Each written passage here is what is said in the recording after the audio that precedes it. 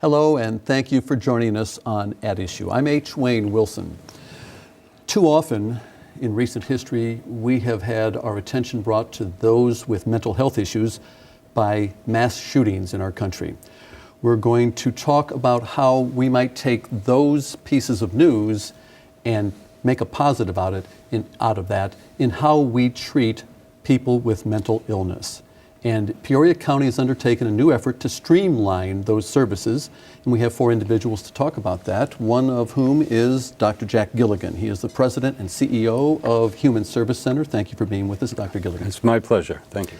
Across from Dr. Gilligan is the sheriff of Peoria County, Mike McCoy. Thank you. H, good to be here. And people right away will say, what does the sheriff have to do with that? We'll find out in just a moment as soon as we introduce you to Dr. Leon Yeh. Dr. Yeh is the medical director of emergency services at OSF St. Francis Medical Center.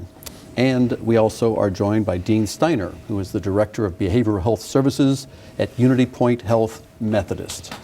Thank you all for taking time. And as we tape this, it's a very, very snowy day, so I appreciate all your efforts to be here.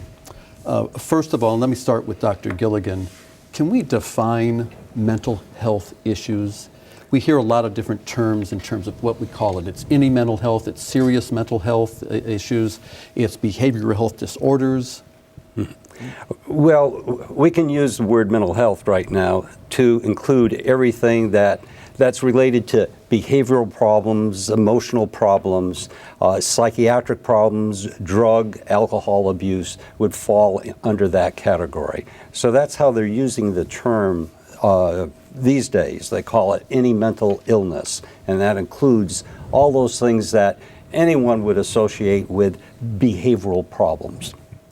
And as I indicated, you're probably asking, why would the sheriff of Peoria County be in a discussion about mental health? When you hear the numbers, you'll understand. Sheriff McCoy, what kinds of issues are you facing? You know, we book into the county jail about 17,000 people a year. And out of those, we feel that 90% have some sort of mental health issue that needs to be addressed, obviously including depression for a huge section of that. But that to us is a huge problem. And with what we're talking about today, I think we're looking for some good answers. And you actually have made some changes at the jail in terms of providing services to those inmates? We have 60 hours a week now of mental health available. So what we do is when someone enters the jail, they're screened through our classification officer. They're talked to about any issues. Once again, they're screened and talked to at 72 hours. And they're talked to before they go and are released to see if we can help refer them to one of these 3 places that we have with us today. And what kinds of problems do you have in terms of lodging or transportation? What do you face with people of this nature? You know, the lodging is sort of tough. The classification part at the jail and lodging is hard. The transportation problem is not a problem. We have plenty of people that can take them when they're released where they need to go. Getting them there sometimes is the problem. Mm-hmm. And let's turn over to Dr. Yeh. What kinds of mental health issues do you see when patients present themselves at the ED? You can run the gamut. Certainly depression, anxiety are very big concerns. We also see schizophrenia as well as substance abuse. And what kind of numbers do you see? Do you have a grasp of that? Every month we see about 200 patients with some sort of mental health concern, and on top of that another 130 patients or so every month with a substance abuse complaint. And as Dr. Gilligan mentioned, substance abuse can be classified or is classified as a mental health issue? It's classified. You might call them comorbid. You don't find too many people that have pure mental illness and no substance abuse. It's usually mixed. So Dr. Yeh, you see about 330 total a month with That's issues. Right. And over at Unity Point Health Methodist, Dean, what do you see? Through our emergency department, we see probably about the same, about 350, 400 patients, individuals presenting with mental health or substance abuse problems in the emergency department. From our inpatient perspective, we have a total of 86 beds between the Methodist campus and the Proctor campus, and we run about a 90% capacity. We'll talk about those services, those beds in just a moment, but I want to go back to Dr. Yeh, because your a physician, and the people who are in the ED are physicians. And now you may have resources in the facility to handle mental health, but how do you deal with people who present themselves and have a medical issue and a mental health issue? These can be quite difficult, and it's a great question. When patients arrive to the emergency department, they'll be screened through triage for their complaint. And sometimes the complaint masquerades as either physical or physiologic or mental. And so it's our job as clinicians to decide if there is an acute medical concern, such as hypoglycemia, low blood sugar, or hypoxemia, low blood oxygen, which might present itself to appear as a psychiatric illness. So every patient who comes to the emergency department will get a screening exam, full history and physical exam from a board-certified emergency physician to determine what this patient needs. Let's, before we talk about the facilities at Methodist and Proctor, let's talk about a brand new facility. It's just opened in August. It's called the Community Crisis Center. What was the concept behind this, Dr. Gilligan? Well, the concept behind the Community Crisis Center, in many ways, is being embodied and expressed by the gentleman here around the table, representing different institutions. And the idea here was to have a place, a center that could provide stabilization, early intervention, and referral of people who were experiencing mental health issues, substance abuse issues along that line.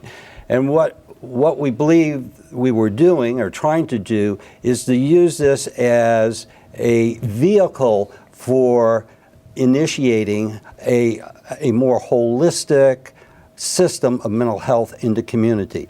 In other words, we've tended to work sort of as silos in the community. We do wonderful work in our different institutions, but we could create a whole greater than the sum of the parts if we could start collaborating and working in real ways together. And I think when you see Sheriff McCoy here, for example, representing criminal justice, which includes the state's attorney, which includes our own local chief of police and so on. You see Dr. Ye from emergency medicine representing the physicians who work in the ED departments within our community, Unity Point, OSF. You see Dean, who heads up all the behavioral health services within the Unity Point system. We're trying to work together collaboratively so we can provide a better system of responding to the needs of the people of our community. I want to talk about that communication and how that's going to enhance services, but first, could you describe why the Community Crisis Center is a little bit different? Well, I think the Crisis Center is a little bit different in this sense that, we're there 24/7, like the ED departments are there 24/7. We take in anyone, regardless of their condition, unless they're a criminal doing a crime or whatever, that's treated there, or they have a serious medical problem where obviously they would go to the ED department. And it doesn't matter what their income level is, what their socioeconomic status is. We respond to those individuals immediately. But when I took the tour about a month ago with you, I noticed that, yes, there are bedrooms there, and they can stay 3, 4, 5, 6 days. But there are people who have been through the system who are there to help. They're in the house, essentially. Right. In terms of, you might say we take a team medicine approach with our medical director and the staff that work together. We take it as a team. So we have people with various kinds of skills and experiences who work in the program. And a number of them are what we refer to as peers. They've actually recovering from drug addiction themselves. They're actually recovering from mental illness themselves. And so when you bring in a highly distraught person or a highly agitated person, they're quite comfortable in responding to that individual and to know how to get them settled down, calmed down. So our service team, when our psychiatrist comes in, the person is more disposed to respond to that engagement and that help that we're trying to offer. Let's start the discussion about communication with you, Sheriff. how do you go about, and how do your deputies go about making the decision that this is a good facility that quite often there is a person who could take advantage of that, but how do you make the decision? How does a deputy say, this person goes to community crisis center, this person goes to jail? Yeah, that's a good question. It's a tough call that, you got young guys out there trying to make that decision mostly on second and third shift. If it's a crime that we can put on the back burner for a day or two, then now we have a place at the center to drop them off, have them taken care of, and we can follow through on the legal aspects of it the next morning or the next day. But we want to try to get them help. Before we didn't have that that option. We're not going to take them to the hospital and drop them off, and we're not going to take them anywhere else. So we took them to jail. And in jail's not the place where these people need to be. They need to be getting some kind of attention where they have professional people immediately taking a look at all their needs. And so it's a tough decision, but if we can get them to where they can get help immediately, that's what we try to do. And has that worked out so far? I mean, I know it's only 6 months into the experiment. It's an education process. It's an education process for us and at the Sheriff's Office and the Peoria City Police too. Sometimes it's easier to take them to jail. But what we're doing is we're educating people on what Dr. Gilligan has available, and in some cases what the hospitals have available for us to use. But we're on the way. Dr. Ye, I assume you work in conjunction with the Community Crisis Center. Yes. But how do you make that decision as to this person might benefit by going there as opposed to receiving treatment here? Right. We're fortunate at St. Francis to have 24/7 case managers and social workers who are trained specifically for psychiatric illness. We have a psychiatric consult service who will come to the department and help us vet these cases. Oftentimes our clinicians are good at understanding the resources available, but really that staff is better, and they're better equipped to know all the resources and what's available and have those contacts. We're lucky to have this new resource in town. So how does it work? A person presents him or herself to the ED at OSF St. Francis. They have a medical condition and they have a mental illness of some type. Mm-hmm. You make the determination after taking care of the medical issue that they go to Community Crisis Center. How does that work? Sure. Well, our liaisons actually help us with those mechanics and logistics of how to get somebody transported there. There's a psychiatrist on call who helps us make that determination as well. Sometimes it can be very gray. A patient may need to come into the hospital, as you discussed, for medical issues where they need stabilization for an acute medical condition. Or they might need true inpatient psychiatric treatment, in which case they may be transferred across the street, for example. But many times they live in that gray zone where we need some assistance from the specialists on call to make that call.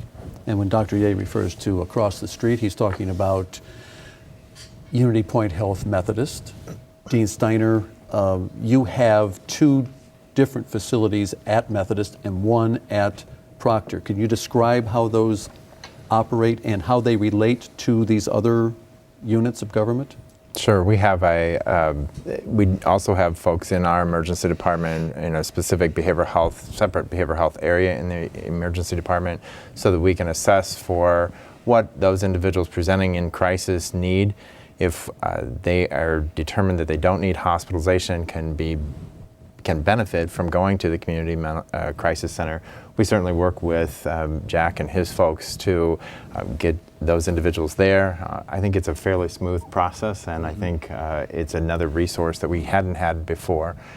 If that's not something that can be handled through the community crisis center and somebody is in imminent danger of hurting themselves, we would probably hospitalize them. So our inpatient hospitalization programs at the Methodist campus, there are a total of 67 beds there, and we can meet the needs for kids ages 4 on up to the geriatric population. And then Proctor campus has a separate geriatric center that works with individuals and hospitalizes individuals who are 65 and older and may need inpatient psychiatric care.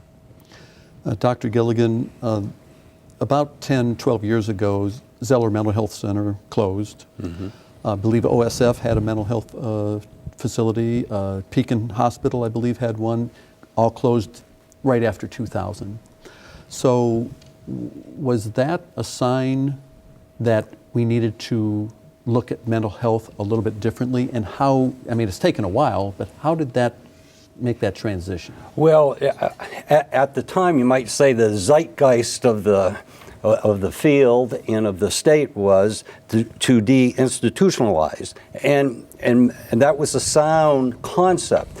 The problem was the follow through to make sure that the resources in the community could address the deinstitutionalized clients or patients. Unfortunately, that really never happened. It happened short term, and then it faded off. So if you look at mental health funding in the state of Illinois, it's been reduced by over $100 million.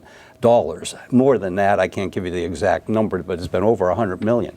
And so it's declined. So there's less financial support for programs like we're trying to institute for services to those who need it in the state itself. And I don't think it's realistic for any of us to expect that it's going to get better. It's not going to get better. Financially speaking. Nationally and in the state. And the state's going to be worst of all because it just is not a focus on this issue of mental health and mental health problems. Although if we had an example like Newtown in Illinois, everyone would be all over the screen wanting to do something about that.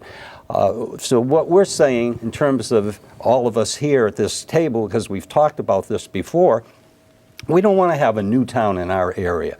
So what can we do to put in some sort of mechanism, some sort of system that might lower the probabilities of that happening? And so by collaborating, and so as I talked about our four institutions here, starting to collaborate as the foundations of developing a real system, and that would include in that system, say, faith communities. Now we haven't quite got there yet, but we need to do that because the faith communities see a number of people with mental illness problems and substance abuse problems and so on. And with the right support and the right consultation to those organizations, a lot of good can be done. And so that's another step in the progress, another step that we have to take in this process. So the funding of the Community Crisis Center is from the budget of the Human Service Center? That's correct. And the funding of your 3 psychiatric units are within the Methodist Proctor family? Right. And Right. you have 60 hours of, and that's out of your budget? That's out of our budget. We contract for medical services at the jail. We have a contract, and we handle it through that. Let me talk to Dr. Ye first, and then you, Sheriff, about identifying people early. I think that's part of what we're trying to do with this whole communication amongst organizations. Is the ED a place where you can find some early indications that a patient might have a problem?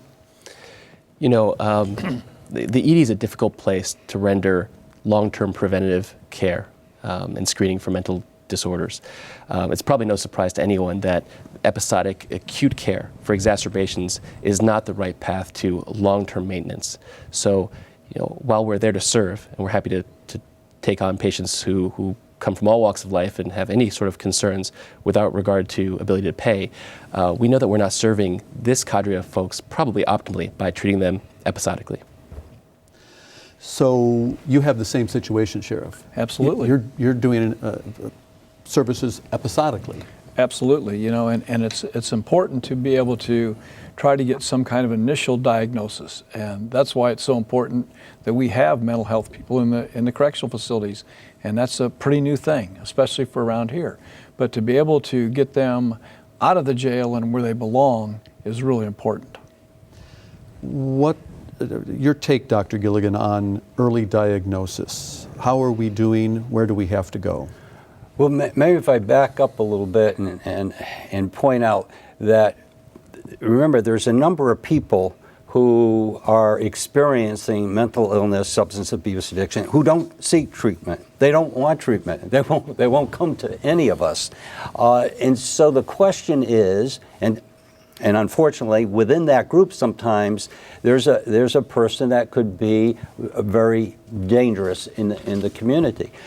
So what we need to do is find a way of engaging that population that doesn't seem to be interested in seeking mental health assistance. And that's the challenge. And the solution to that, going back to what I previously said, has to be a community solution, because none of us alone as institutions can do that.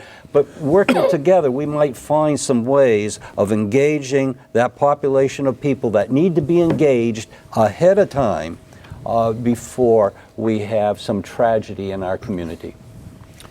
I saw a number in doing some research that kind of surprised me. Only 33% of those with mental health disorders receive treatment, only a third. That's right. And 70% of those receive medicine only. Mm-hmm.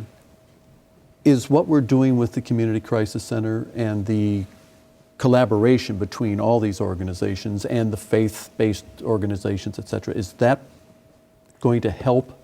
We hope so. That's what we believe, that in our community that we could have a model. It's possible for us to really have a very workable, functional, effective model for addressing this issue if we collaborate together among our various institutions. And I use the faith community, but we're also doing things, say, Give Fairness, like to the Children's Home. We've been working collaboratively with them. The Center for Prevention of Abuse. Now, there are many other organizations in the community that need to be part of this system that we haven't had the time yet, you might say, to sit down and work out all those nuances, because that's what it takes, H. You can't just say, well, let's do something together, H, and then write something on the paper, we're doing something together, and never do anything together. We have to meet and talk about how do we handle these situations and come up with a common game plan. We don't have a common game plan for the community. There is no common game plan. It's like yelling, hike, and some people leave the line of scrimmage, some people don't, some people don't know where to go. That's mental health today in America. That's mental health today in Peoria. But I think we are starting to bring more order and focus in our community today than ever before. So let's turn to the issue of follow-up, whether they come to the Community Crisis Center or for that matter, admitted to jail, or come to one of your 3 facilities for treatment. What kind of follow-up is there in this community? Well, one of the things that we've started recently, probably maybe the last 6 to 12 months, is we have a person from the Human Service Center who is a liaison and actually is on our inpatient units to work with individuals who may not be engaged in follow-up or may be at risk for not following up. We know that they're going to benefit from that. We try to engage them with that liaison. That liaison's able to meet with them on the unit, be able to talk to them and describe what kind of services are available for them, and really get them then into services through the Human Service Center. So I think that's one of the big pieces that we've been able to put together, again, fairly recently. And Dr. Ye, you talked about recidivism, and obviously we can reduce recidivism in the ED by having some follow-up of this nature. Exactly. I think patients need to have those resources available to them. Access is huge. Access is a big problem both for primary care as well as for mental health disorders. And so as long as patients have that out and have that resource, have that contact, then they may not get to a crisis situation where they need to come to the emergency department. And the same would be true out at the jail. Sure, and in addition, we utilize things like the mental health court to try to give direction. They go to the court, the people that we can't get treatment right away, when they go to the mental health court, and they're the judge in this judicial circuit, can help direct them to one of these 3 places to help get the help that they need. Dr. Gilligan, a last word from you in terms of what do you see as the future with regard to the collaboration centered on the Community Crisis Center? I'm very optimistic about that, very positive about it, because we've already seen it. We've seen it playing. When you have your major institutions in the community, like Unity Point, OSF, the criminal justice system, like the sheriff, the city police, and so on, that are invested, not just with nice fancy words, but actually sitting down, meeting, talking, planning together, that tells me we've got something going here, and it's easy to add in these other institutions when you have the heavyweights, you might say. And with At that, we'll have to continue the conversation after the cameras are turned off, and you can continue your conversation at home. But let me first say thank you to Dr. Jack Gilligan of the Human Service Center and Dr. Leon Ye of OSF St. Francis Medical Center. And also thank you to Dean Steiner of Unity Point Health Methodist and to the Sheriff of Peoria County, Mike McCoy. Thank you all for joining us on At Issue. Thank you. Thank you. We'll be back next week with another discussion on At Issue. Please join us then.